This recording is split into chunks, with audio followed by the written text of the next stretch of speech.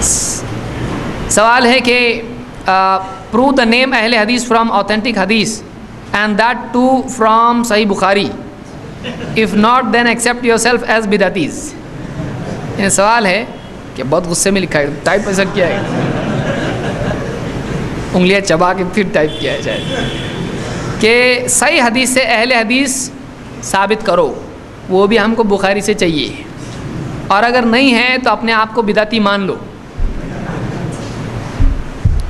تو ہم ان سے یہ کہیں گے کہ آپ پہلے یہ بتاؤ کہ اللہ کے نبی صلی اللہ علیہ وسلم نے کہا ہو کہ صرف بخاری سے ہی دلیل لینا چاہیے, اگر یہ حدیث میں ہم کو بتاؤ, وہ بھی ہم کو بخاری میں چاہیے, قرآن میں چاہیے.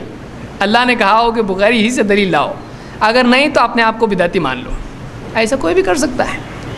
میں نے اپنی ابتدائی میں بتایا گفتگو کی کہ یہ کس پس منظر میں آیا ہے. یہ اگر چاہے وہ دیوبندی ہو بریلوی پوچھنے والا, وہ کم سے کم اپنے آپ کو اہل سنت والجماعت مانتا ہے. یہ کیا بخاری میں ہے؟ کیا امام ابو حنیفہ نے ایسا کہا ہے؟ پھر اپنے آپ کو دیوبندی بریلوی کہنا بخاری میں ہے؟ کیا اپنے آپ کو ماتوریدی کہنا, اشعری کہنا یہ بخاری میں ہے؟ تو یہ بعد کی چیزیں جو انہوں نے اپنے نام اس طرح سے رکھے ہیں, جس کا الزام دوسروں کو دے رہے ہیں اس میں خود مرتکب ہیں, اس کے خود مرتکب ہیں, تو دوسروں کو آپ الزام دینا غلط ہے.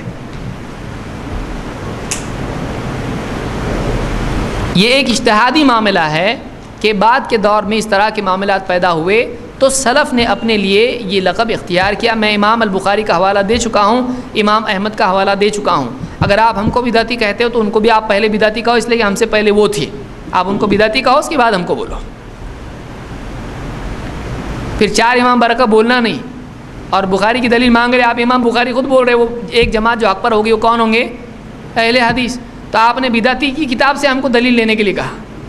سمجھ میں آ رہا ہے کیسا آرگیومنٹ؟ دیکھیے, آپ بولتے ہو کہ آپ ثابت کس سے کریں؟ بخاری سے. امام, اور اگر نہیں تو بدعتی آپ مان لو اپنے آپ کو. تو امام بخاری کیا کہتے ہیں؟ اہل حق کون ہوں گے؟ اہل حدیث. تو اگر وہ اہل حدیث بولتے ہیں تو کیا ہو گئے؟ بدعتی. ان کی کتاب بدعتی کی کتاب سے آپ دلیل دینے کے لیے بول رہے ہیں ہم کو, جو آپ کے نزدیک بدعتی ہے. تو اگر انہوں نے اہل حدیث اپنے آپ کو مان لیا ہے تو ان کی کتاب میں اگر نہ بھی ہو تو آپ مانو اس کو. تھوڑا سوچیں گے تو سمجھ میں آئے گا میں کیا بولا ہوں.